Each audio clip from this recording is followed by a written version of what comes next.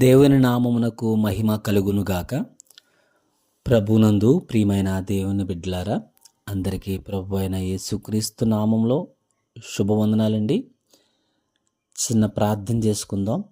మహాపరిశుద్ధుడు, మహోన్నతుడు, మహాగణుడు అయిన పరలోకమందున్న మా తండ్రి, మీ ఘనమైన నామమునకు, శ్రేష్టమైన నామమునకు లెక్కింపలేని స్తుతులు, స్తోత్రములు చెల్లించుకుంటున్నాం ప్రభువా. గడిచిన దినమంతా కూడా మీ కృపలో భద్రపరిచి మరి ఒక రోజు అనుగ్రహించారు, మీకు స్తోత్రాలు. ఈ సమయంలో వాక్యము ధ్యానిస్తుండగా మాతో మీరు మాట్లాడి బలపరిచి ధైర్యపరిచి కృప చూపించమని యేసుక్రీస్తు వారి నామం ఈ ప్రార్థనడికి వేడుకొనుచున్నాము తండ్రి, ఆమెన్. ప్రియులరా, ఈరోజు ఆదివారము, పరిశుద్ధమైన దినము, ఆరాధన దినము, ప్రభుదినము కనుక మనమందరం కూడా ప్రభు సన్నిధిలో కూడుకొని ప్రభును స్తుతిస్తూ, గణపరుస్తూ, ఆరాధిస్తూ, ఆయన మాటలు ధ్యానిస్తూ, ఆయన నామాన్ని మహిమపరచబద్దులమైనాం. దేవుని వాక్యము ధ్యానించుకుందామండి. 16వ కీర్తన 11వ వచనము 3-4 లైన్లు చదువుతున్నాను. 16వ కీర్తన 11వ వచనం 2-3 లైన్లు చదువుతున్నాను. నీ సన్నిధిని సంపూర్ణ సంతోషము కలదు, నీ కుడి చేతిలో నిత్యము సుఖములు కలవు. కీర్తనకారుడు దావీదు తెలియజేస్తున్న ఈ మాటలో మనం జాగ్రత్తగా గమనిస్తే సంతోషము, సుఖము ఇవి ఎక్కడ కలవంటున్నాడు దేవుడు లేదా దేవుని వాక్యంలో? నీ సన్నిధిని సంపూర్ణ సంతోషము, నీ కుడి చేతిలో నిత్యము సుఖములు కలవు. దేవుని సన్నిధిలో అంట సంపూర్ణ సంతోషము కలదు అని వాక్యంలో రాయబడింది. దేవుని సన్నిధిలో సంపూర్ణ సంతోషము కలగాలి అంటే, లేదా మన సంతోషము, ఆ సంపూర్ణ సంతోషం మనం పొందుకోవాలి అంటే, మనము ప్రభు సన్నిధిలోనికి వెళ్ళి ప్రభువుని స్తుతిస్తూ మనస్ఫూర్తిగా హృదయపూర్వకంగా మనం ఆరాధన చేసినప్పుడు, దేవుని మాటలు విని ఆ మాటల ప్రకారము మనం జీవించినప్పుడు, ఆ మాటలు మన హృదయంలో భద్రపరుచుకుని ఆ మాటలు మనం ప్రకారం మనం జీవించినప్పుడు దేవుడు మన జీవితంలో సంపూర్ణ సంతోషమునిస్తాడు.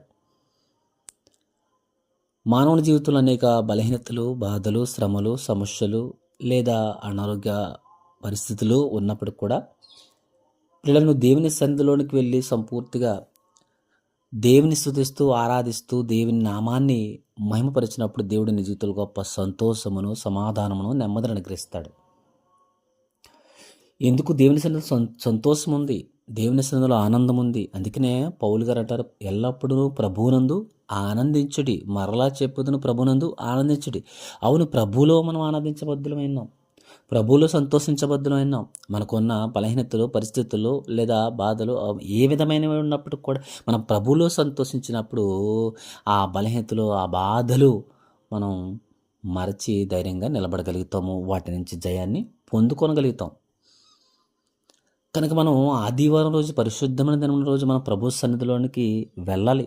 ప్రభు సన్నిధిలో ఆయన ఆరాధించాలి, స్తుతించాలి. అంతే కదా, ఆదివారమే కాదు, మనం దేవుని సన్నిధిగా నువ్వు ఎక్కడైతే ఆదివారం కానీ మిగతా రోజుల్లో ఎక్కడైతే సన్నిధిగా నువ్వు ప్రార్థించి దేవుని స్తుతిస్తావో, అక్కడ సన్నిధి అనుభవిస్తావో, దేవుని సన్నిధి, అక్కడ సంతోషం కలదు. ఎందుకంటే దేవుని సన్నిధిలో సంతోషం ఉంది. ఎందుకంటే అక్కడ దేవుడు ఉంటాడు కనుక దేవుని సన్నిధి అనుభవించినప్పుడు ఆ సంతోషాన్ని, సమాధానాన్ని మనం పొందుకుంటాం. తర్వాత ఏమంటున్నాడు? తర్వాత నీ కుడి చేతిలో నిత్యము సుఖములు కలవు.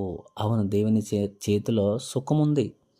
ఏ విధమైన సుఖం? అది భౌతిక సంబంధమైన సుఖం గురించి మాట్లాడతారు ఇక్కడ దేవుడు, లేదా శారీరక సంబంధమైన సుఖం గురించి కాదు. ఆత్మ సంబంధమైన సుఖం, మనస్సు సుఖము, హృదయపూర్వకమైన ఆ సుఖము, హృదయపూర్వకమైన ఆనందము దేవుడు అనుగ్రహిస్తాడు. చూడండి, ఒక వ్యక్తి మనస్సు, హృదయము సుఖముగా ఉందనుకోండి, లేదా మనశ్శాంతిగా ఉందనుకోండి, తన శరీరంలో వచ్చే ప్రతి బలహీనత నుంచి కూడా విజయాన్ని సాధించగలుగుతాడు. ఒక ధైర్యాన్ని పొందుకుంటాడు. ఆ ధైర్యం ఇచ్చేది ఎవరో తెలుసండి? దేవుడే. మనకు వచ్చిన దుఃఖము, బాధ, బలహీనత, సమస్య, శ్రమ ప్రతీది కూడా దేవుని సన్నిధిలోకి వెళ్ళి చెప్పి ఆయన స్తుతిస్తూ ఏమంటారు, దైవ చిత్తానుసారమైన దుఃఖము రక్షణార్థమైన మారు మనసును కలిగిన వాక్యం సెలవిస్తుంది. దైవ చిత్త ప్రకారం మనం దుఃఖిస్తూ దేవుని సన్నిధిలో ప్రార్థిస్తూ కన్నీరు కారుస్తూ ఆరాధనలో ఆయన నామాన్ని మహిమపరిచినప్పుడు దేవుడు మన జీవితంలో సంతోషమును సమాధానమును అంతేకాదు సుఖమును కూడా అనుగ్రహిస్తాడు. వీళ్ళ మనస్సు సుఖముగా ఉందా, మనసు శాంతంగా ఉందనుకోండి, మనం శరీరంలో వచ్చే ప్రతి బలహీనత, భయాందోళన, బాధ ప్రతిదీ కూడా మనం జయించగలుగుతాము. ఆ మనస్సు, ఆ ఆ హృదయము లేదా మన ఆత్మ మనం సుఖముగాను లేదా నెమ్మదితోనూ ఉండాలంటే మనం ప్రభు సన్నిధిలోకి వెళ్ళాలి, కలిసి స్తుతించాలి, కలిసి ఆరాధించాలి, కలిసి ఆయన నామాన్ని మహింపరచాలి, దేవుని మాటలు వినాలి. ఆ మాటల ద్వారా మనం కడగబడతాం, మాటల ద్వారా దేవుని మాటల ద్వారా మనం శుద్ధి చేయబడతాం. దేవుని మాటల ద్వారా శుద్ధి చేయబడటమే కదా, మనం ఉన్న తప్పిదములు కూడా ఒప్పుకోవడమే కాదు, దేవుని సన్నిధిలో మనం ప్రార్థించినప్పుడు ఒప్పుకొని మన జీవితంలో దేవుడు గొప్ప సంతోషమును, సమాధానమును, నెమ్మదిని అనుగ్రహిస్తాడు. ఈ దేవుని సన్నిధిలో సంతోషం ఎలా వస్తుందండి, సుఖం ఎలా వస్తుందండి అని అనుకుంటే ప్రియులారా, ఇవన్నీ కూడా మనం చేయవలసిన వారై ఉన్నాం. దేవుని సన్నిధిలో మనస్ఫూర్తిగా వెళ్ళాలి, స్తుతించాలి, ఆరాధించాలి, మనస్ఫూర్తిగా హృదయపూర్వకంగా దేవుని మాటలు వినాలి.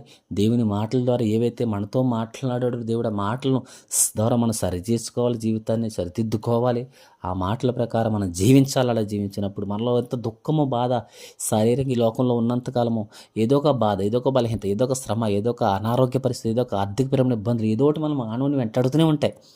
వెంటాడినప్పుడే పిల్లలు నువ్వు దేవునిలో ఎదిగే వ్యక్తులమైతే, దేవునిలో ఆనందించే వ్యక్తులమైతే ఈ యొక్క బాధలు, బలహీనతలు వల్ల మనం పెద్ద కుంగుపని అవసరం లేదు. ఎందుకంటే దేవుడు సకాలంలో సమయానుకూలంగా సమస్తము కూడా సమకూర్చి తీరుస్తాడు అనే విశ్వాసంతో మనం దేవుని దగ్గర కనిపెట్టుకోగలుగుతాం.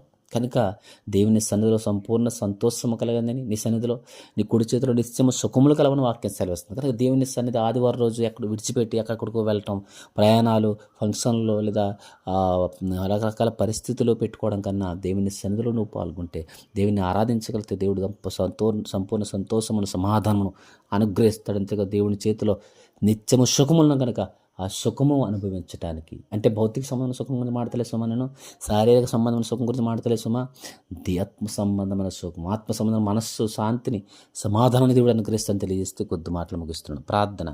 సకల ఆశీర్వాదాలకు కారకుడు అయిన పరలోకమందున్న మా తండ్రి, మీ ఘనమైన నామమునకు, శ్రేష్టమైన నామమునకు లెక్కింపలేని స్తుతులు, స్తోత్రములు చెల్లించుకుంటున్నాం ప్రభువా. గడిచిన వారమంతా కూడా మమ్మల్ని కాపాడారు, మీకు వందనాలు. మరొక వారం ఆదివారం రోజులు మమ్మల్ని నడిపించారు, మీకు స్తోత్రాలు ప్రభువా. నీ సన్నిధిలో సంతోషం ఉందని, నీ చేతులు నిత్యము సుఖములు కలవని వాక్యం సెలవిస్తుంది. ఇచ్చే సంతోషము, సమాధానము, అంతేకాదు ప్రభా, నిత్యము ఈ సుఖములు అంటే ఆత్మ సంబంధమైన సుఖములను పొందుకోవడానికి మీ సన్నిధిలో కూడుకుని మీకు అందుబాటులో మీ నామాన్ని మహింపరుస్తూ, మీ నామాన్ని ఘనపరుస్తూ, సంపూర్ణమైన హృదయముతో, మనస్సుతో మిమ్మల్ని ఆరాధించి మీరు ఇచ్చే దైవాశీర్వాదము, దైవ స్వస్థత, దైవ జ్ఞానం పొందుకునే సహాయం దయచేయండి ప్రభు. ఏ ఒక్కరు మందిరం ఆదివారం రోజు నిర్లక్ష్యం చేయకుండా ప్రతి ఒక్కరూ మీ సన్నిధిలో కూడుకుని మీరు ఇచ్చే దైవాశీర్వాదాలు పొందుకోవాలని తెలియజేస్తూ, అలాగే ఎందరైతే ప్రార్థన జవాబులు దయచేయమని సమస్త మహిమ ఘనత ప్రభావం మీకు ఆరోపిస్తూ యేసుక్రీస్తు వారి నామం ఈ ప్రార్థన వేడుకొంచున్నాం.